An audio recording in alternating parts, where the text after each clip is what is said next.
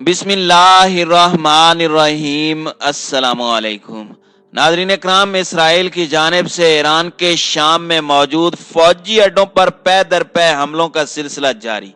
Israeli फौज के Golan पहाड़ियों से ताज़ा तरीन हमले में ईरानी फौज के 6 जंगजू शहीद। दूसरी जानिब आलमी माहिरीन ने इसराइल और ईरान के दरमियान मुमकिना जंग की पेशगोई कर दी। ईरान अपनी ताकत बढ़ाकर शाम के रास्ते इसराइल पर ड्रोन्स के जरिए हमले की तैयारी कर रहा है। रूस की शाम में मौजूदगी पर इसराइल परेशान। क्या रूस ईरान की शाम में हथियारों को जमा करने और इसराइल पर मुमकिना हमला करने में मदद कर रहा है? ईरान का मुमकिना हदफ क्या हो सकता है? हिजबुल्लाह के इसराइल पर 1 लाख रॉकेटों से हमला करने की धमकी में किस कदर सच्चाई है? इसराइल और ईरान की मुमकिना जंग का मंतकी अंजाम क्या होगा? ये सब और इससे जुड़े सवालात के जवाबात जानने के लिए आप दोस्तों से गुजारिश है कि वीडियो को आखिर तक जरूर मुलाहिजा करें। नाजरीन कराम, इसराइली फौज ने गोलान पहाड़ियों से शाम में मौजूद ईरानी मलीशिया के ठिकानों को निशाना बनाया है, जिसके नतीजे में 6 ईरानी जंगजू शहीद हुए हैं। शाम की सरकारी न्यूज एजेंसी के मुताबिक इसराइली फौज ने दारुल हुकूमत दमिश्क के मुजाफात में मुतअद्दिद मकामात पर मिसाइल दागे हैं। ज्यादातर मिसाइल ईरानी तंसीबात और हिजबुल्लाह के ठिकानों पर लगे हैं। शाम की सरकारी न्यूज एजेंसी ने दावा किया है कि गोलान पहाड़ियों से दागे गए अक्सर मिसाइलों को कौमी फिजाई दिफाई निजाम ने फिजा में ही नकारा बना दिया और उन हमलों में किसी किस्म का जानी नुकसान नहीं हुआ। दूसरी जानिब शाम में जंगी हालात पर नजर रखने वाली तंजीम Syrian observatory for human rights का कहना है कि इसराइल के रॉकेट हमलों में ईरानी हिमायत याफ्ता मलेशिया के 6 जंगजू मारे गए और असला के डिपो को भी भारी नुकसान पहुंचा है। रॉकेट हमलों पर इसराइल और ईरान की जानिब से किसी किस्म का तबसरा सामने नहीं आया। ताहम इसराइल माजी में भी ईरानी हिमायत याफ्ता जंगजुओं के खिलाफ सैकड़ों हमले कर चुका है। इसराइल और ईरान के दरमियान एक मुकम्मल जंग के बारे में अब किसी अगर मगर चूंकि चुनाचे वगैरह का सवाल नहीं है।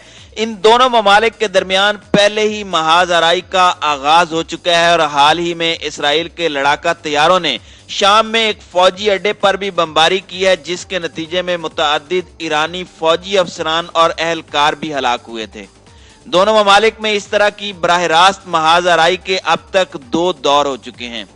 पहला उस वक्त हुआ जब गुज़श्ता 10 फरवरी को ईरान ने इसराइल के जेरे कब्जा इलाके की फिजाई हुदूद में एक ड्रोन भेजा था, मगर उसको इसराइली फौज ने मार गिराया था। दूसरा दौर गुज़श्ता साल 9 अप्रैल को हुआ था, जब इसराइली तैयारे ने शाम में तीफूर के फौजी अड्डे पर बमबारी की थी। बहुत से मुबस्सिरीन को तवक्को थी कि ईरान और इसराइल के खिलाफ जवाबी कार्रवाई करेगा, लेकिन उसने अब तक शाम में अपने फौजियों की हलाकत पर खामोशी इख्तियार कर रखी है और इस खामोशी को उसकी कमजोरी पर महमूल किया जा सकता है।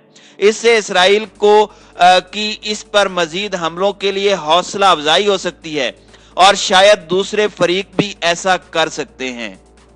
नाज़रीन इकराम, ईरान की जानिब से खामोशी का शायद एक मकसद जौहरी प्रोग्राम को मुकम्मल करना है, जिसके बारे में इसराइली मीडिया और अमरीकी ओहदेदार 12 कह चुके हैं कि ईरान अपने जौहरी अहदाफ हासिल करने से 3 हफ्तों की दूरी पर है। जनरल कासिम सुलेमानी और जौहरी साइंसदान मोहसिन फखरीजादे की शहादत को भी ईरान ने बहुत तहम्मुल से बर्दाश्त किया है, जिसकी बुनियादी वजह उन मकासद को हासिल करना है जिनके लिए इन 2 अजीम शख्सियात ने कुर्बानियां दी हैं। यूं लगता है कि ईरान किसी तरह से अपनी ताकत को जमा कर रहा है और एक भरपूर ताकत जमा करने के बाद इसराइल पर बड़ी शिद्दत के साथ हमला करेगा।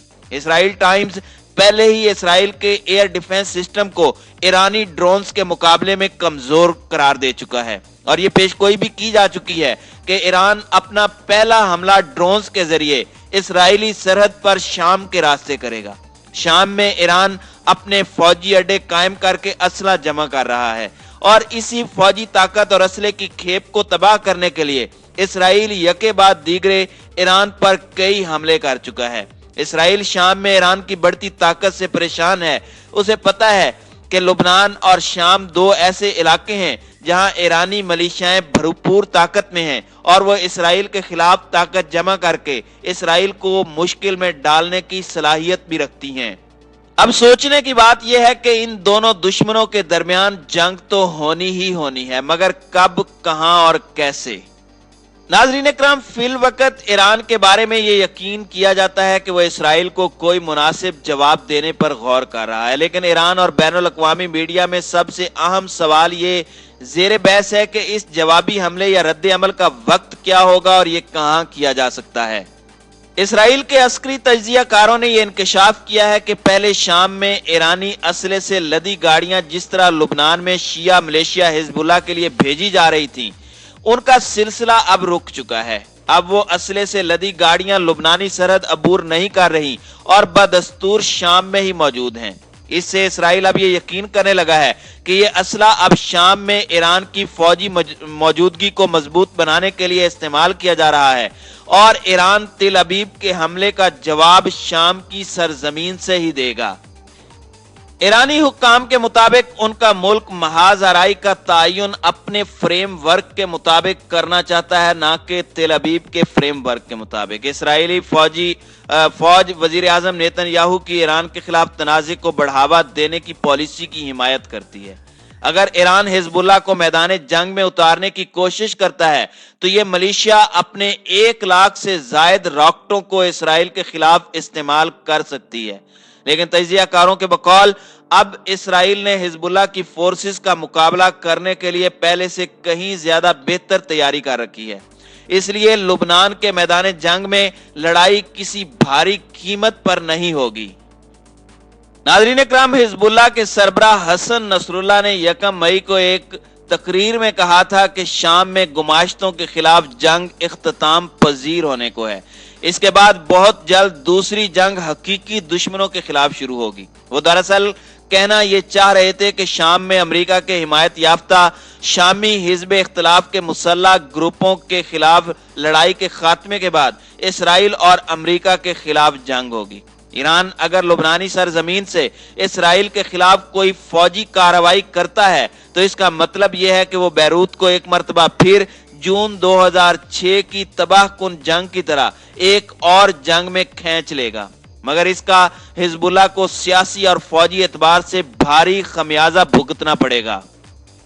ناظرین اکرام، شام کا اسرائیل کے خلاف رد عمل سب سے زیادہ منطقی ہو سکتا ہے۔ شام میں اس وقت ایران سے وابستہ ہزاروں جنگجو موجود ہیں۔ اس کے علاوہ روس بھی وہاں لڑاکا طیاروں اور زمینی دستوں کے ساتھ موجود ہے۔ روس کی موجودگی کی وجہ سے اسرائیل شامی رجیم کے خلاف کشیدگی کو بڑھاوا دینے سے گریز کرے گا یا کم سے کم ان فوجی اڈوں پر حملہ نہیں کرے گا جہاں روسی مشیر موجود ہیں۔ ناظرین اکرام، ایران اسرائیل کا ایک خاموش اتحادی بھی ہے۔ امریکہ اور اسرائیل دونوں کا اس کے مشترکہ دشمن ہیں۔ ایران کو ایک یہ فائدہ ہے کہ وہ روسی فوج کی موجودگی میں اپنی فوجی طاقت اور اسلحے کو بڑھائے اور مناسب وقت پر اسرائیل کو منہ توڑ جواب دے، جس کا وہ مستحق بھی ہے۔